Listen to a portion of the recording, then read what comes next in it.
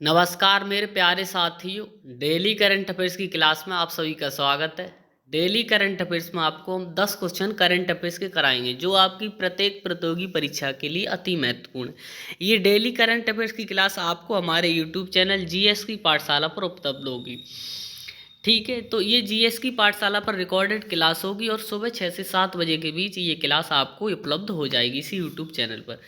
और इसी YouTube channel पर आपको बुक कैब की क्लास मिलेगी जिसमें हम 50 मीनिंग कराते हैं जो एसएससी एमटीएस सीएचएसएल और सीजीएल लेवल तक की बुक कैब हम कंप्लीट कराएंगे। ठीक है, जिसमें 65 प्लस क्लासें हम आपको यूट्यूब पर अपलोड करा चुके हैं। और आर ओ स्पेशल हिंदी की क्लासें भी हम इसी यूट्यूब चैनल पर करा रहे हैं। ठीक है, और इसी यूट्यूब चैनल पर हम ज्योग्राफी कंप्लीट करा चुके हैं, जो आर ओ लेवल की ज्योग्राफी है वो कंप्लीट करा चुके हैं। तो आप उन सारी क्लासों को अवश्य लें और हमसे जुड़े रहें और आप सपोर्ट करते रहें। ठीक है, चलिए आज की इस क्लास की शुरुआत करते हैं। पहला 2 दिसंबर 2023 करंट अफेयर्स क्लास में पहला क्वेश्चन है, हाल ही में नागालैंड ने अपना कौन सा स्थापना दिवस मनाया?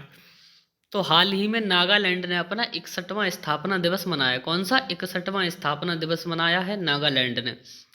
नागालैंड राज्य कब बना था? 1 दिसंबर 1963 को नागालैंड को राज्य का दर्जा दिया गया था। ठीक है, 1 दिसंबर 1963 को ये पूरी तरह से राज्य बन गया था। ठीक है, नागालैंड में वर्तमान में 16 जिले हैं। कितने जिले? 16 जिले हैं। नागालैंड की सीमा पूर्व में म्यांमार से लगती है और नागालैंड की सीमा उत्तर में अरुणाचल प्रदेश से लगती है, पश्चिम में असम से लगती है और दक्षिण में मणिपुर से लगती है। नागालैंड की भाषा है अंग्रेजी, चीनी, तिब्बती। ठीक है, और नागालैंड का क्षेत्रफल कितना है? नागालैंड का क्षेत्रफल है 16,589 वर्ग किमी इसका क्षेत्रफल है। ठीक है, तो ये था पहला क्वेश्चन। अगला क्वेश्चन है, हाल ही में सीनियर पुरुष नेशनल हॉकी चैंपियनशिप किसने जीती है? तो सीनियर पुरुष नेशनल हॉकी चैंपियनशिप किसने जीती? पंजाब ने जीती। किसने जीती है? पंजाब ने जीती है। किसको हराकर? हरियाणा को हराकर जीती है। ठीक है, तो इसका आयोजन कहाँ पर हुआ? चेन्नई, तमिलनाडु में इसका आयोजन किया गया। चेन्नई के mayor Radha Krishnan hockey stadium में इसका आयोजन हुआ। ठीक है, तो सीनियर पुरुष राष्ट्रीय हॉकी चैंपियनशिप किसने जीती? पंजाब ने जीती। किसको हराकर? हरियाणा को हराकर। आयोजन Chennai, Tamil Nadu, mayor Radhakrishna hockey stadium में 17 नवंबर से लेकर 28 नवंबर तक इसका आयोजन किया गया। ये इसका 13वां संस्करण था। कौन सा? 13वें नंबर का संस्करण था। ठीक है, अगला क्वेश्चन है, हाल ही में ब्लड इन कंपनी ने भारत का पहला on demand blood platform launch किया, उसका उद्देश्य क्या है? तो हाल ही में ब्लड एंड कंपनी ने भारत का पहला on demand blood platform launch किया, उसका उद्देश्य क्या? उसका उद्देश्य है देश भर में स्वास्थ्य सुविधाओं में रक्त की बर्बादी के चिंताजनक मुद्दे को संबोधित करते हुए रक्त प्रबंधन और वितरण में क्रांतिकारी परिवर्तन लाना। ये इसका उद्देश्य। क्या उद्देश्य? देश भर में स्वास्थ्य सुविधाओं में रक्त की बर्बादी के चिंताजनक मुद्दे को संबोधित करते हुए रक्त प्रबंधन और वितरण में क्रांतिकारी परिवर्तन लाना। ये इसका उद्देश्य है। अगला क्वेश्चन है, हाल ही में भारतीय नौसेना द्वारा कमीशन किए गए 8 एंटी सबमरीन वॉरफेयर जहाज़ों में पहले कितने और किस नाम से लॉन्च किए गए? तो भारतीय नौसेना ने कमीशन किए 8 एंटी सबमरीन वॉरफेयर जहाज़ों में 3 को लॉन्च किया गया। अभी 3 को लॉन्च किया गया। ठीक है, 8 में से, जिनका नाम है आईएनएस माहे, आईएनएस मालवा और आईएनएस मंगलोर। ये 3 जहाज़ों को लॉन्च किया है। ठीक है, 3 जहाज़ों को लॉन्च किया गया है। और इसके ये क्वेश्चन के बारे में थोड़ा रह गया था, वो हम आपको बता दें। ब्लड इन जो कंपनी है, ठीक है, इसका पूरा नाम है, वो जो on demand blood platform launch किया था, इसका पूरा नाम है on demand blood logistic platform blood plus. ये एक हेल्थ सॉफ्टवेयर और लॉजिस्टिक प्लेटफॉर्म है ये। ठीक है, ब्लड इन जो कंपनी है, इसके सीईओ वरुण नायर। कौन है? वरुण नायर। और इन्होंने कहा कि ऐसा एक अनुमान लगाया कि भारत में प्रतिवर्ष 6.5 लाख यूनिट रक्त बर्बाद हो जाता, मतलब 6.5 लाख यूनिट जो है रक्त जो है बर्बाद हो जाता है। तो इन्होंने ऐसा कहा। ठीक है, अब अगले क्वेश्चन की तरफ चलते हैं। ठीक है, तो ये 3 लॉन्च किए गए हैं, आईएनएस माहे, आईएनएस मालवा और आईएनएस मंगरौल को लॉन्च किया है। किसने बनाया इनको? कोचीन शिपयार्ड, कोचीन शिपयार्ड में इनका निर्माण किया गया। कहाँ पर? कोचीन शिपयार्ड ने। कोचीन शिपयार्ड और भारतीय नौसेना के बीच एक अनुबंध हुआ था जिसमें इसने ठेका लिया था। 2019 में एक अनुबंध हुआ था और इसमें अनुबंध में कहा गया कि 8 वो बनाए जाएंगे, ठीक है, सबमरीन। अब बात करें ये जो INS सबमरीन एंटी सबमरीन वॉरवेयर जहाज बनाए गए, इनकी लंबाई कितनी? इनकी लंबाई है 78 मीटर। कितनी? 78 मीटर लंबाई है। चौड़ाई है 11.36 मीटर चौड़ाई है। इनकी गति कितनी है? गति है 45 किलोमीटर प्रति घंटा इनकी गति है। कुल इसमें 70 कर्मी जो है सवार हो सकते हैं। चालक दल के सहित इसमें 70 कर्मी जो है सवार हो सकते हैं, ठीक है। INS माहे, INS मालवा और INS मंगरौल, ठीक। अगला क्वेश्चन है, हाल ही में किसे स्वास्थ्य सेवा में उत्कृष्ट योगदान के लिए PRSI नेशनल पुरस्कार मिला है? तो स्वास्थ्य सेवा में उत्कृष्ट योगदान के लिए PRSI नेशनल पुरस्कार मिला सुगंति सुंदरराज को। किसे? सुगंति सुंदरराज को। सुगंति सुंदरराज को ये पुरस्कार दिया गया है। PRSI की full form public relation society of India. PRSI की full form public relation society of India इसकी फुल फॉर्म है, ठीक है। सुगंति सुंदरराज अपोलो अस्पताल में PR की क्षेत्रीय प्रमुख है, ठीक है। किसकी? अपोलो अस्पताल में पब्लिक रिलेशंस की क्षेत्रीय प्रमुख है अपोलो अस्पताल में, ठीक है। इन्हें ये पुरस्कार कहाँ पर दिया गया? नई दिल्ली में। कहाँ पर दिया गया? नई दिल्ली में ये पुरस्कार इन्हें प्रदान किया गया। अगला क्वेश्चन है, हाल ही में RBI ने किन बैंकों पर नियमों के उल्लंघन करने पर जुर्माना लगाया है?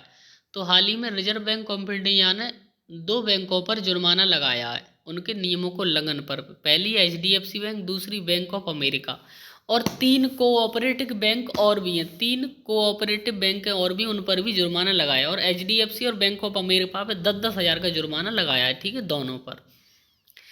इन बैंकों ने क्या उल्लंघन किया है? इन दोनों बैंक ने नॉन रजिस्टर्ड इंडियन, यानी कि दोनों बैंकों ने NRI से पैसा जमा करवाने के नियमों का उल्लंघन किया और FEMA कानून का उचित तरीके से पालन नहीं किया, ठीक है। FEMA कानून जो है उसका उचित तरीके से पालन नहीं किया, तो इस उल्लंघन के लिए इन पर ये जुर्माना लगाया गया RBI की तरफ से। अब बात करें RBI की, तो RBI reserve bank of India, इसके वर्तमान में गवर्नर कौन है? शक्तिकांत दास। RBI का हेडक्वार्टर मुंबई में। RBI की स्थापना 1935 में, ठीक है।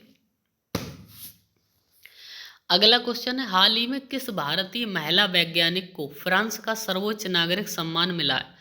तो भारतीय महिला वैज्ञानिक है जिन्हें फ्रांस का सर्वोच्च नागरिक सम्मान दिया गया। उनका नाम क्या है? उनका नाम है डॉक्टर BR ललितांबिका। क्या नाम है? डॉक्टर BR ललितांबिका इनका नाम। और ये इसरो में वैज्ञानिक है। कहाँ पर? इसरो में वैज्ञानिक हैं, ठीक है। फ्रांस के राजदूत ने, जो फ्रांस के राजदूत हैं भारत में रहते, उन्होंने ये पुरस्कार इन्हें सौंपा। इनका नाम है थेरी माथो। जो फ्रांस के राजदूत हैं भारत में, उन्होंने ये पुरस्कार इन्हें सौंपा है, ठीक है।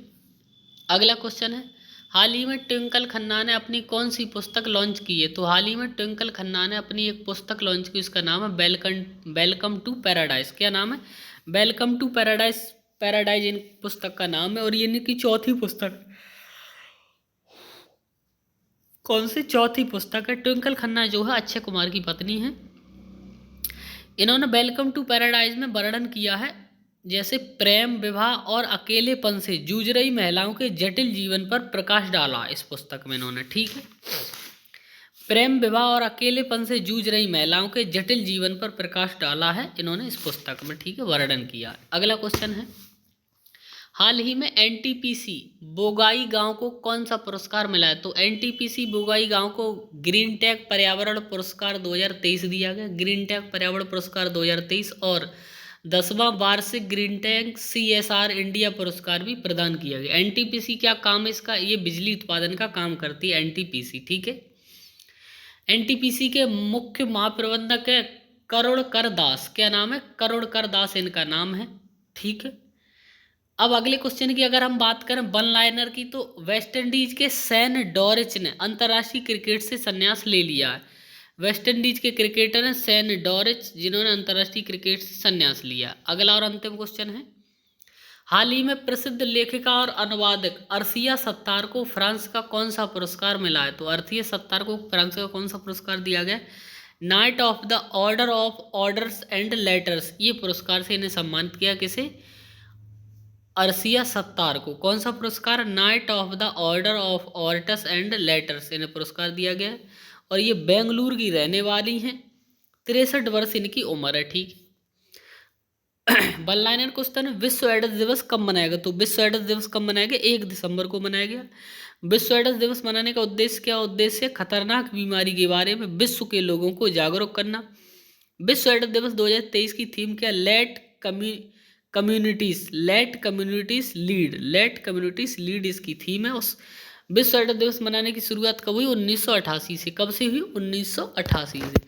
तो ये थे डेली करंट अफेयर्स के 10 क्वेश्चन की क्लास। रोजाना डेली करंट अफेयर्स की क्लास आपको कराई जाती है हमारे यूट्यूब चैनल जीएस की पाठशाला पर। सुबह 6 से 7 बजे के बीच ये करंट अफेयर्स की क्लास आपको रिकॉर्डेड क्लास जो मिलती रहेगी। और इस यूट्यूब चैनल पर आपको डेली करंट अफेयर्स की क्लास, वोकैब की क्लास और आर ओ स्पेशल हिंदी की क्लासें भी स्पेशल आपको मिलती रहेंगी। तो आप हमारे इस यूट्यूब चैनल से जुड़े रहें और हमें सपोर्ट करते रहें। चलिए आज की इस क्लास को यहीं पर समाप्त करते हैं। अगर आपको ये वीडियो अच्छा लगा है और हेल्पफुल लगा है तो आप इस वीडियो को लाइक करें, चैनल को सब्सक्राइब करें, वीडियो को ज़्यादा से ज़्यादा शेयर करें। धन्यवाद।